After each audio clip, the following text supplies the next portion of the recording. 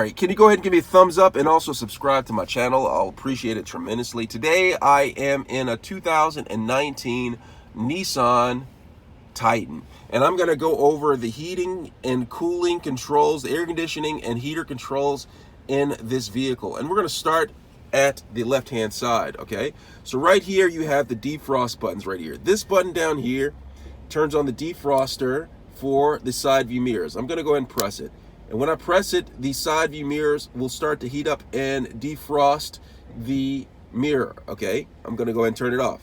Right here is the defroster for the windshield. I'm going to press it, and when I press it, the air flows on to the windshield to defrost the windshield or to defog it. All right, I'm going to do that.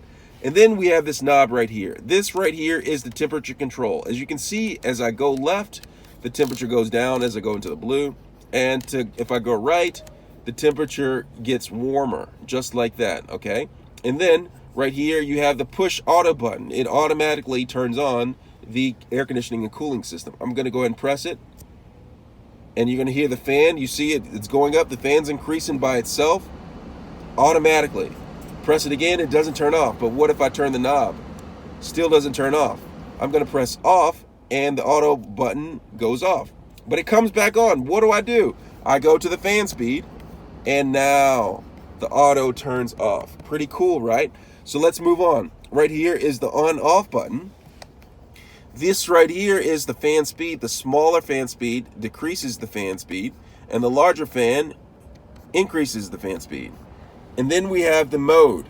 Now the mode directs the airflow, how it flows towards you. Right here we have air flowing at the feet and the face, at the feet, at the windshield for the defrost and the feet, at the face, and back at the face and the feet. All right, here is the AC button. If you want the air condition, the refrigerated air to blow, you have to make sure that this is pressed right here, the AC button. Okay, all right, we're going to move over.